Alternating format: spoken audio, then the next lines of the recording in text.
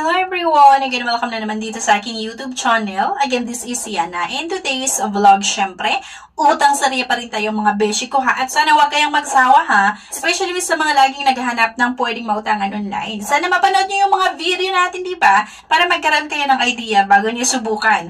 At itong pautangan na ito na naman mga besh ay pwede nga daw makahiram hanggang 30,000 pesos. At ayun na nga.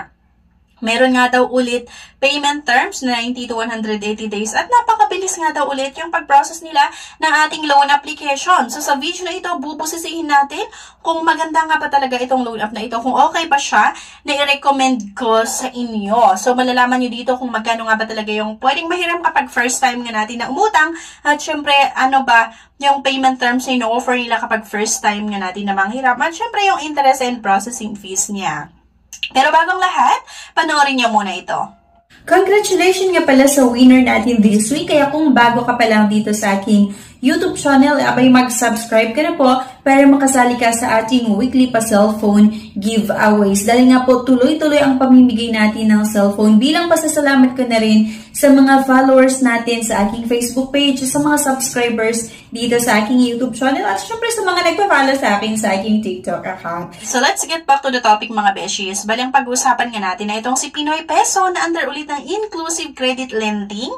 Okay, so kapag i-open nyo nga mga beshies, may mga gusto na naman silang i-access sa ating cellphone. Same with other loan app ha, itong SMS data, contact or selected contact, yung app list, camera, location data, device data, at eto na nga, pwede tayong makahiram hanggang 30,000 pesos at instantly apply nga daw and registered nga daw ito sa Securities and Exchange Commission. Kaya lang kagaya nung sinasabi ko mga besh, na minsan kahit kasi registered sa SEC or Securities and Exchange Commission, kapag hindi naman sila sumusunod sa interest and processing fees, yung mga service fees at late payment fees na percentage na pinapatupad ni SEC parang hindi pa rin maganda or hindi pa rin legit para sa akin.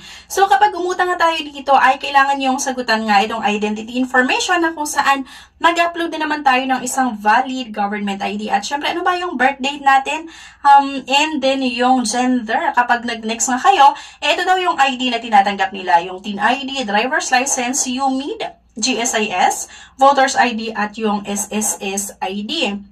So next nga ay agad-agad dapat maglagay nga tayo ng contact references or personal references. And then next, syempre, ay yung additional information. Okay? So, napakabilis actually yung pag-apply dito and yung pag-fill out nga dito sa app nila, medyo mabilis din. Pero ano sa tingin nyo, okay nga pa talaga ito na pwedeng mautangan online? Pero bago ko i-share sa inyo kung ano yung experience ko nga sa loan app na ito, ay panoorin nyo muna ito. No time to apply for a bank personal cash loan? Yana's here to help you. I assist pre-qualified clients with basic monthly income at least 25,000 per month. Hassle-free at walang fee.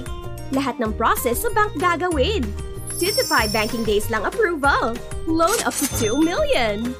Email amawanyana@gmail.com or message my FB page, Yana Insta Review.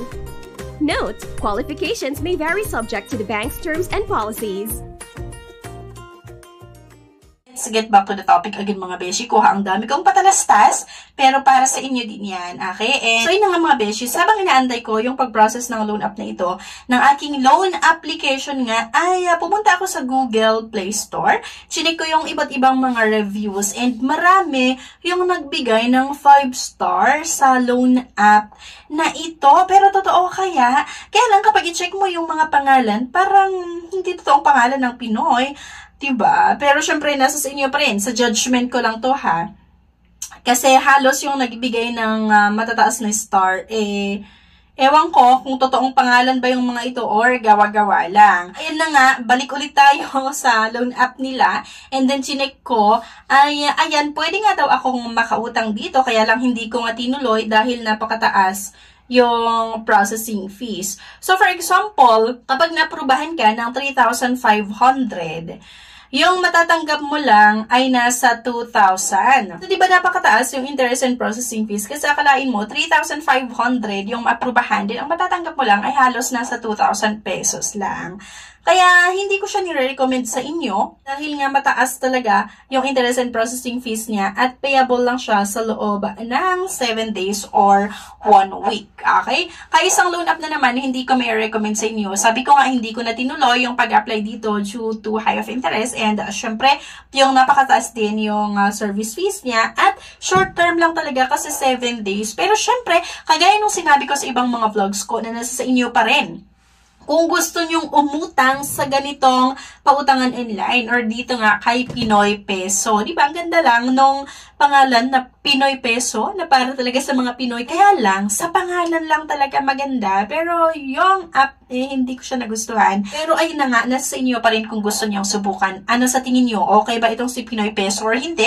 Sana i-comment nyo kung ano yung mga kuro-kuro nyo. At syempre, kung isa ka sa sumubok dito na aprobahan ang loan application mo, and nakapag-apply ka talaga, at kung meron kang experience na either maganda man yun or hindi, sana i-comment nyo. Okay? Para mabigyan natin ng babala. Yung mga iba na nagbabalak palang subukan na umutang sa loan app na ito, maaring experience mo sa customer service nila, maaring experience mo sa sa collector nila, sa agent nga, or sa loan app mismo.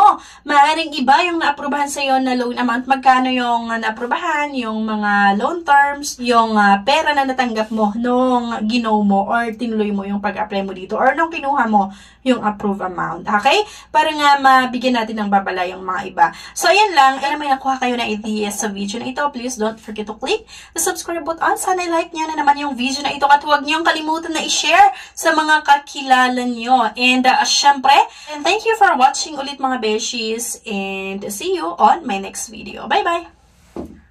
No time to apply for a bank personal cash loan? Yana's here to help you. I assist pre-qualified clients with basic monthly income at least 25,000 per month. Hassle-free at walang fee. Lahat ng process sa bank gagawin. 2 to 5 banking days lang approval. Loan up to 2 million. Email amawanyana@gmail.com or message my FB page, Yana Insta Review. Note, qualifications may vary subject to the bank's terms and policies. But before anything, subscribe na para makasali sa pa-GCash at cellphone giveaways na mai-announce every 25th of the month. Mechanics. 1. Find the 3 words in this video.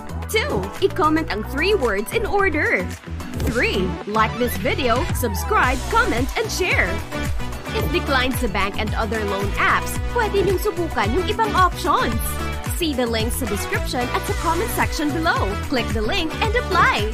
Disclaimer, try or apply at your own risk. Let's get back to the topic.